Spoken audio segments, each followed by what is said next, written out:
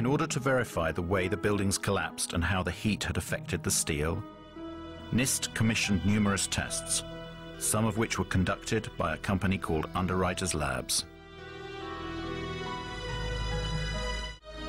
And Kevin Ryan, he's the former employee from Underwriters Laboratories who challenged the NIST report and went public with it.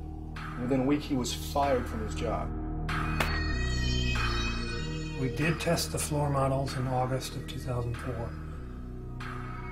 And those tests disproved the primary theory behind the collapse of the buildings. It was called the pancake theory.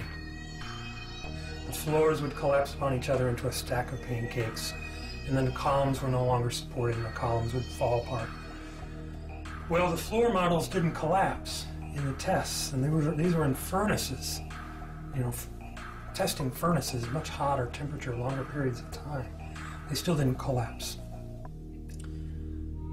So a few months later, the government put out an update on their report. And they stated not only that the floors did not collapse, but they had done tests on the few samples they had saved from the fire zones. And those tests proved that the temperatures were very low.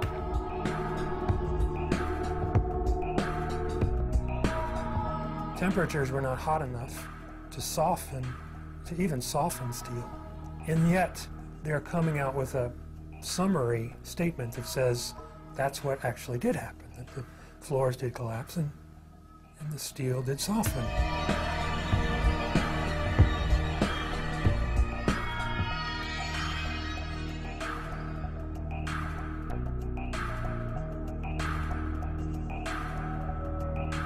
So they either downplayed those results or ignored those results, and they ended up putting it all in a computer. Thanks to computers, NIST managed to straighten this problem out, and the old pancake theory was replaced by the inward bowing theory. According to the Institute, the heat weakened the floors, which started to curve downwards.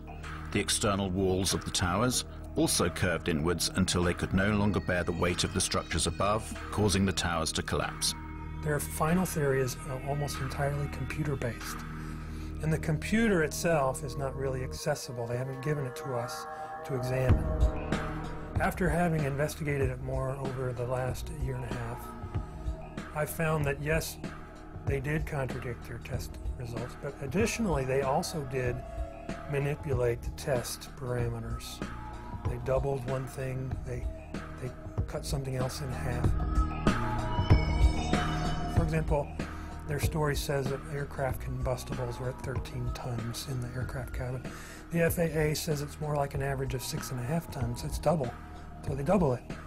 They double the time that their computer model exposes columns to fire, 90 minutes instead of what we know is 45 or 50 minutes in both of the buildings, actually.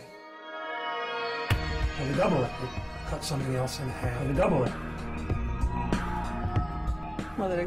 One of the things that particularly struck me was the incredible speed with which the towers came down. There was something truly inexplicable about the speed of the collapse. If we dropped a weight from a height of around 400 meters, which was the height of the towers, the time it would take to reach the ground, supposing that there was not even any air resistance to slow down the speed of the fall, would take approximately 9 seconds. Took about 8 or 10 seconds for the whole tower just to go straight down. The impact was at about 2/3 of the way up the tower.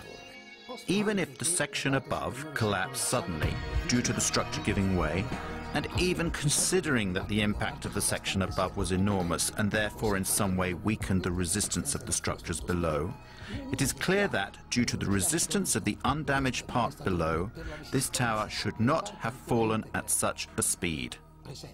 But it fell as if there was nothing below it, whereas there was an enormous structure below, a resistant structure that should have slowed down the speed of the collapse considerably.